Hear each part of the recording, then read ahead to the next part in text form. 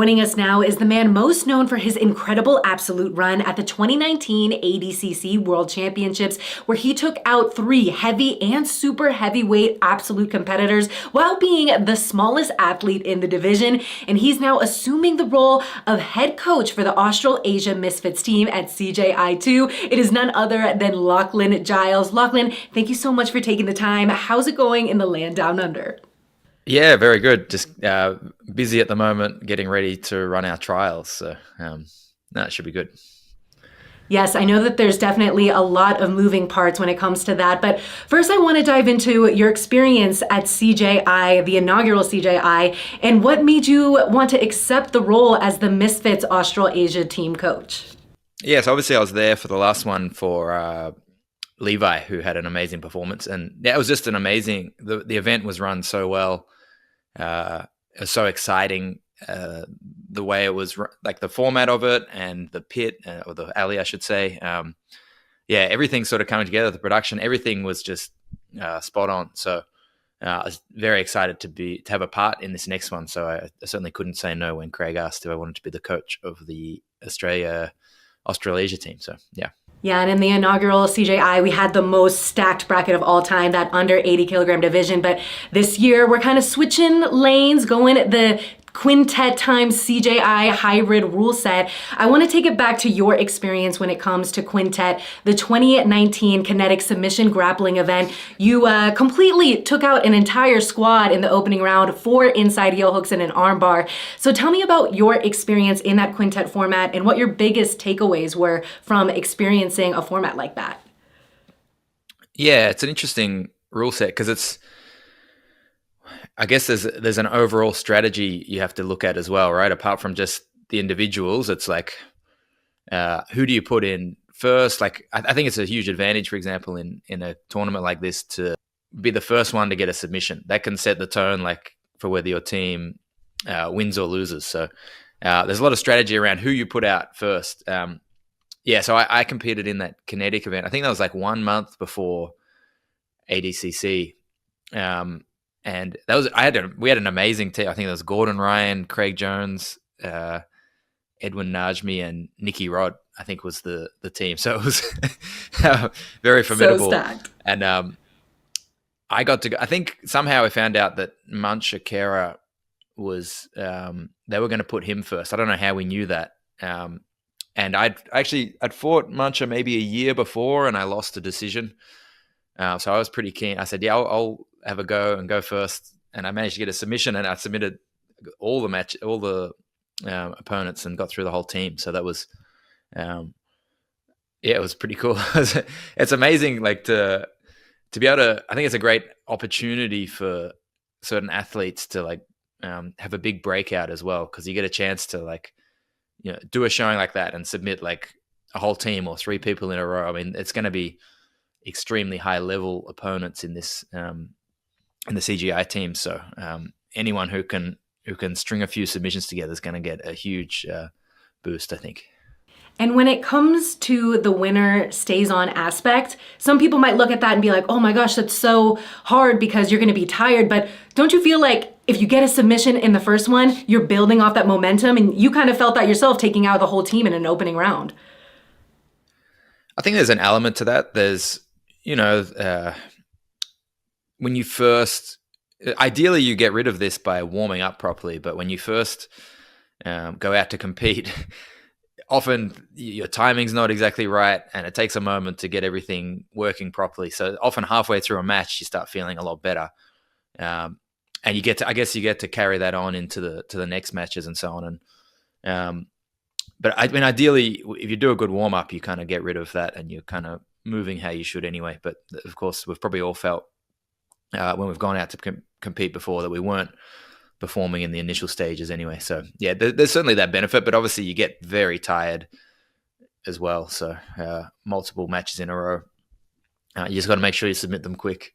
And now we got to talk about this recruitment process for the Australasia team. Greg Souders had mentioned that he's not going to be doing a trials and he's just looking for people to reach out. But when you were announced as coach, you immediately let the crowd know that Levi Jones-Leary and Lucas Cannard have their positions locked in. They were at the inaugural CJI, and you're only going to be looking to fill the 99 and over 99 kilogram division. 66 kilogram is the wild card. Is that still the plan for you? Yes, yeah. So I thought I was almost going to do like a trials for 66 and for 99 and over 99, but yeah, when Craig told me about the wild card, I sort of thought, well, actually, there was one heavyweight I wanted, but they were already taken. So, so then I started looking at the 66 kilo division, and I found someone who I think will be very good. I don't think we're announcing it yet. We might announce that at the trials, so make sure you tune in. So I was left with the over and under 99. Now, there's obviously people, you can hand choose, which is fine as well. I guess I've got a big that division. Like, I almost think the over 99 division shouldn't exist. In that that you see a lot in ADCC in the open weight divisions and so on. It's often the under 99 kilo person that will actually take out the division. Really, if you're competing in under 99 kilos, you're probably walking around near 110 kilos anyway. So there's actually very, very few people who weigh heavier than that when they've cut weight, I think. It's such a thin division, and I feel like I just wanted to combine. So in these trials, I've just combined them, the 99 and over 99. I've put them all together, and I said, let's just see who the two best are. I figured that's the best way to tell. Obviously there's some standout athletes from Australia and Asia who I probably could have tried to handpick as well. But there's some that have lost to other people who've then beaten that person. There's kind of goes around in circles a bit. So I figured a trials would be good, and it'll build a bit of hype for the event, and it's fair. That way I don't feel as bad about who I'm selecting. And can you give a little bit of an explainer? I saw the post from BJJ World TV on Instagram. They posted the round robin lineup, and they had the list: Declan Moody, Bob Frias, Alibi Orzabek, Kaya Rudolph, Belal Etivari, and then the trials winner. So can you explain for any casuals out there the round robin aspect? Right, yeah. So the reason I did it this way is for the quintet, it's pretty much you either submit them, get submitted, or it's a draw. Like it's like it's a submission or nothing really, and therefore it's hard to do an elimination. Like ideally, you do a submission only tournament, right? You run a tournament. It's only if you submit, you move on. But I don't think that works very well in tournament format because matches can go for hours, right? So then you have to start looking at points and scoring points if you want to actually have people advancing through, or you do, referee's decision and so on as well. But again, it's in the actual CJI, a draw is basically useless. So I wanted to see I figured the only way to actually find out who's actually the best at submitting is we get the top 6 picks and we get them all to fight each other, and whoever gets the most submissions, minus submissions gained minus submissions that you lost from, whoever has the most gets to go through, the top 2 really. But then I thought, well, there's only 6 people, and there's more people that might be able. There's a lot of people who maybe deserve that spot who can't get it. So I'm running I selected 5 people, and then I'm running a tournament for that last spot. So it's a 16-man tournament with some of the best people from around Australia and Asia. And then they're going to, whoever wins that, it's a hard day for them. They've got to win 4 fights. Then they've got to fight each of the other 6 people for a chance for a spot. So that's the reason I did it that way. I would have if I had a good way of doing it, I would have just run a tournament, but I just don't think when you want to find out who's the best at submitting, I don't think a tournament style is great for that. And I saw that the plans for this is to stream it on YouTube. So what people can expect is first the 16-man eliminator and then the top 6 round robin. Yes, that's it. Yep. We'll have the 16-man, then the round robin. They'll have a short break just to recover, and then straight into the 6-man round robin. And this is happening Saturday, May 10th, Australia time, which is going to be for people in the United States on Friday.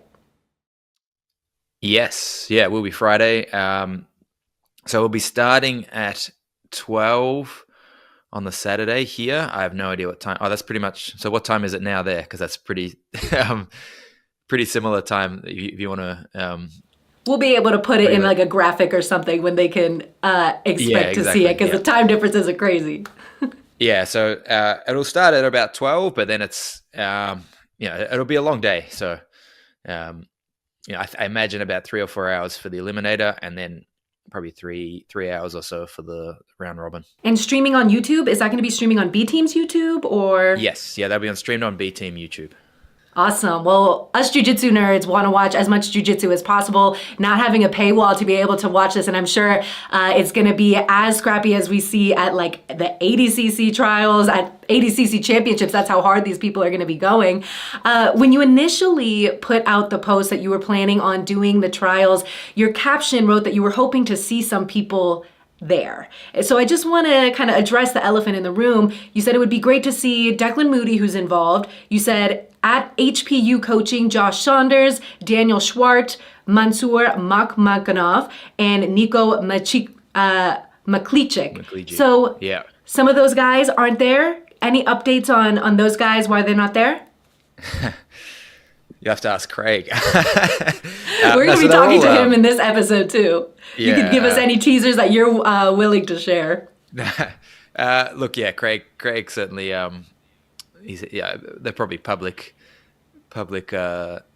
beefs with some of those people, so I think that's put a couple of people off. Yes, I mean they would have been obviously people like Josh Saunders he's been to ADCC twice. He's been probably the most dominant in that heaviest weight division. So he would have been great. He actually, people probably don't know this, he lost to Nicholas Maglijic in Australia. So there's a guy, Nicholas Maglijic, who most people in the no-gi scene probably don't know. He's doing very well in the gi.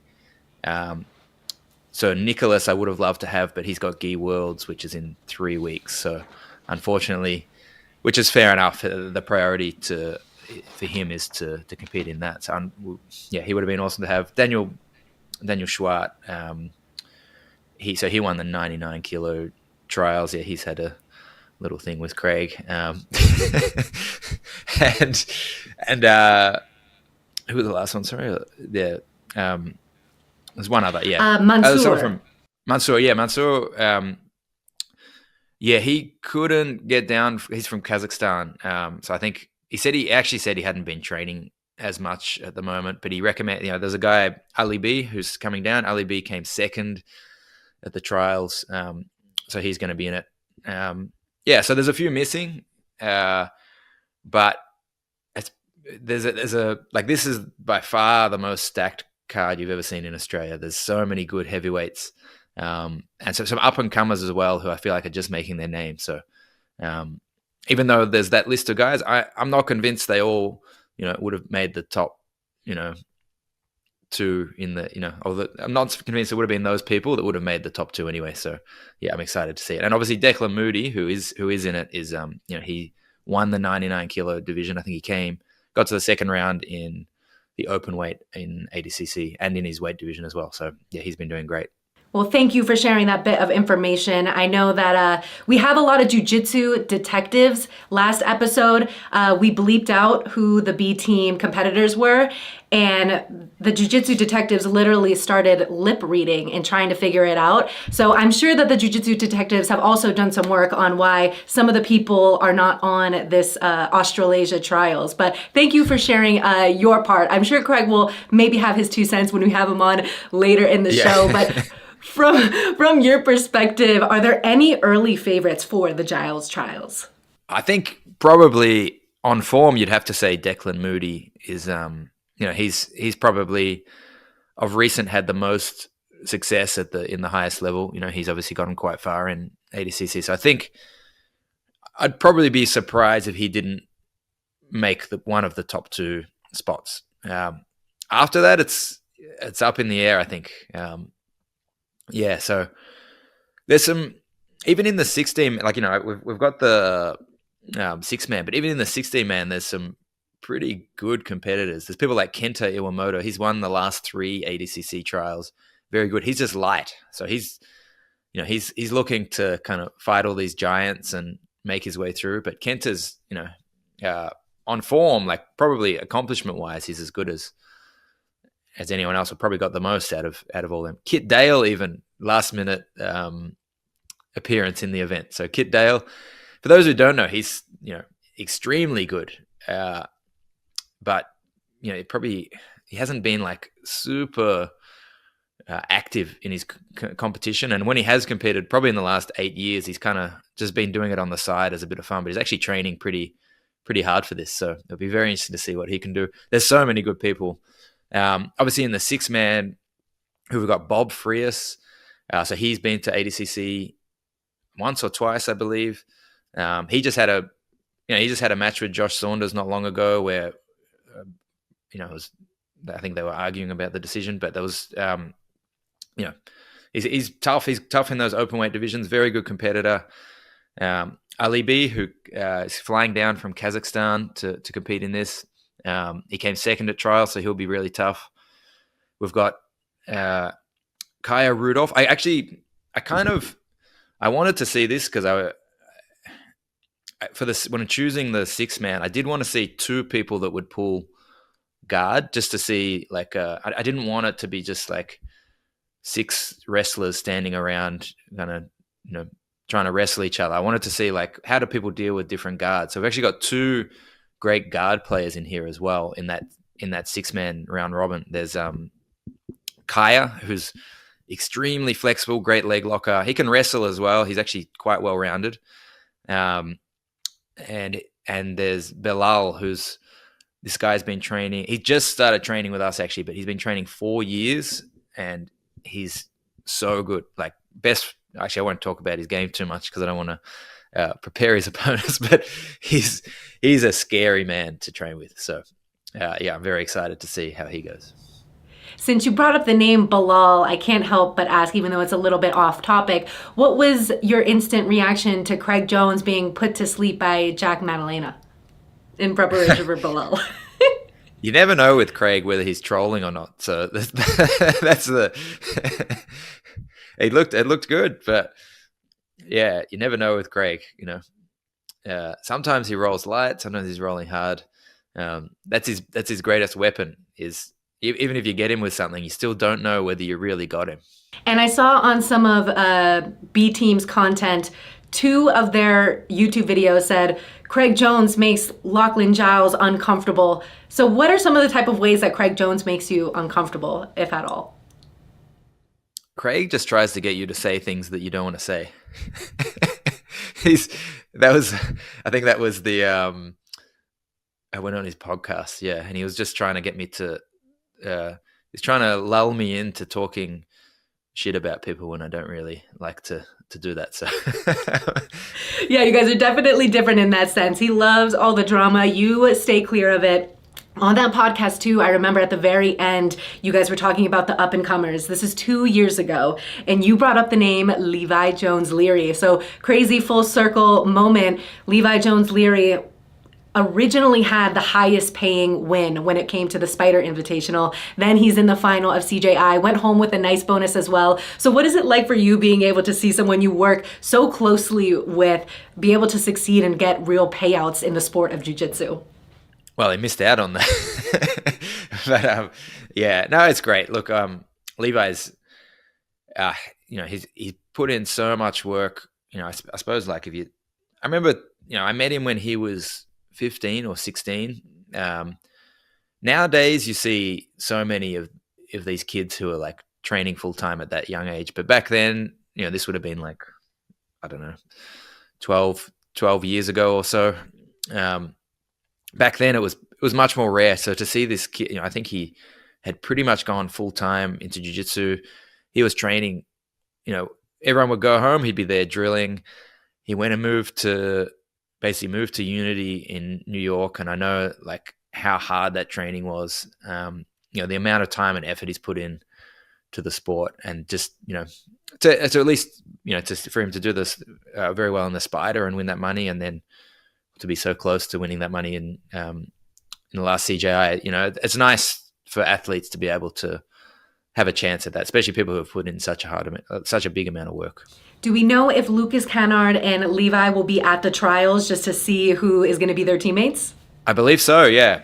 So the plan is to have, I think they'll all be there, and then we'll have the 2 winners, and then we can announce the full team. I can announce who the wild card is as well. So that's the plan. We'll see. Wow. Okay. So is the Misfit already chosen? The wild card, yes, yeah. Or the wild card, sorry. Wow, that's very exciting. So we have a lot to reveal, and that'll all be happening Friday in the US, Saturday in Australia. Great news. I mean, it's all happening so quickly. When you look at the overall reaction from CJI 1, obviously when Levi was in the finals, there was a little bit of, I guess, not backlash, but maybe the finals wasn't as exciting as people had hoped for. What was your general takeaway? I thought it was very exciting, but what was your perception being Ali's side and seeing the action that went down between Cade and Levi? Yeah, look, I mean, this is the hard thing. I'm not. I suppose. I mean, Craig's definitely working to make jiu-jitsu exciting for the non-jiu-jitsu practitioner. I think that's a very hard task. And that's probably rule set, and like something like the quintet is obviously a great way of doing that. Rule sets, I think, determine like where the matches are played and how people go strategically. So, that was a classic battle of how do you deal with someone with an impassable guard? It's hard. It's not that exciting, but to me, that's just a part of jiu-jitsu. Like the guard is a huge part of jiu-jitsu. You can probably make rules to make that not happen. You could change the rules in some way where the person playing guard or passing guard has to do something else. But to me, I like that's when I'm studying jiu-jitsu, that's usually the battle I want to see: the guard versus the guard passer. Like who's able to dominate and control the grips here and make something happen here. It's obviously like, to me, that's 80% of, or probably 70% of grappling and jiu-jitsu, and then the rest is takedowns and controls and finishes. That's how I view it. The guard versus guard passing is the battle, but that's not as exciting as wrestling. Like the Cade and Andrew Tackett match was obviously, that was a lot of wrestling, and they were, Levi. It's just, and it's a style thing too, and I think it's a good style, and you want to see how people can implement these styles. But his style is basically like, I'm either attacking you or it's neutral. I'm not going to. I don't like to do moves where you can beat me or I beat you. I just like to get in positions where I can get you, and if not, then I'll block and I'll reset and I'll go again.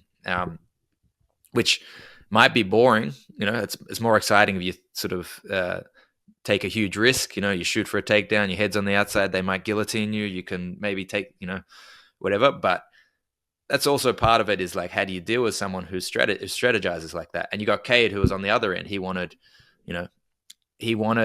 Levi to take big risks, but he also didn't want to take big risks trying to pass Levi's guard. So, I really like the match, but obviously it's not for everyone. I liked it a lot too. Very technical, and I think still entertaining. I think we're even bringing the entertainment more in CJI too, with the news of this Royal Rumble style entry for the fighters, not knowing who's next. So how does that affect things for you as coach? Yeah, I mean, I guess you just you don't know who they're gonna bring out, so you gotta strategize like. Well, to me anyway, I probably shouldn't give away my strategy too much, but overall, I think you want to be, if you can get up, get your best submitters to go out there and do their thing early on. That sets a good, it puts pressure on the other team to take risks, and then you can capitalize more. That's probably my general strategy there. And for the Misfits, it's kind of a unique situation because most of these teams spend every day in the gym with each other. How do you plan on getting the Australasia Misfits team to really feel like a team? Do you think you guys are going to be running practices so you can all work together, or what is the strategy for that? Look, I mean, the team thing, I don't know if you need to. In the end, when you're actually out there, it's, like, obviously we're a team in that we're all working together for this goal of winning. but when you're actually out there, it's, like it's an individual fighting another individual. So I don't know that they need to train together to be able to perform how I would like them to perform on the day. I think the team part, it obviously comes from, uh, we'll all be supporting each other, and like having people supporting you whilst you're out there fighting and competing, and then backstage and just getting behind each other that way. But obviously once you're out there, um, the other thing is probably just making sure everyone's on board with what our strategy is for each match. Like you've got to fight for the team. How's our team doing? How do we need to approach this next match based on how our team has gone so far? I mean, you never know, Lachlan. Craig could say that you can now tag someone in and you have 1 minute to, I'm just kidding. But what if he did Right. something crazy like that? It just becomes complete pro wrestling. That's right. Who knows what Craig's going to do? Yeah, he definitely has a lot of tricks up his sleeve. Is there anything else that you want to share? Important information for the Australasia trials coming up. Maybe I'll just talk about the rule set just for anyone who's wanting to tune in. So we've got a 16-man tournament. That one will be. So I wanted less reliance on. People often complain when it's just a ref's decision goes against them. So I wanted less reliance on that. We are doing IBJJF points for that one with submissions. Will be points as well. We are doing something slightly different. I always wanted to do this as my trials, so I can do it however I want. I always wanted to put wrestling style stalling calls in. So in wrestling, if you get called for stalling, then you have 30 seconds to score points, or else you get points deducted from you. So that's how we're going to do it. If you get called for stalling, you get 30 seconds. You've got to score points, or else you lose points for that. So I think that would, especially if you get a stalling warning, then you've got to be very, very, very active, and it's going to force some action. So I'm hoping to see that actually play out quite well. We'll see. Obviously, in the 6th man, the round robin at the end, that's pretty much just submission only. It will go to the judges to see, like, if there's 2 people with the same amount, 2 submissions each, and they're vying for the CJI spot, and everyone's fought each other, then we will have the matches scored as well by the judges, and that'll only come into play if they're even on submission scores. Wow, there's definitely a lot to unpack there, and they really only have a week to kind of take all that in. Do you think all the people that are involved in the trials know all those details already? Yeah, we've got a group chat, so they should be aware of that. Yeah. Awesome. Well, at least the jiu-jitsu fans know what they can expect coming this weekend with the Australasia Misfits trials. And then before you know it, CJI 2 will be here. Lachlan, thank you so much for the time. We cannot wait to see you in August. Thank you very much.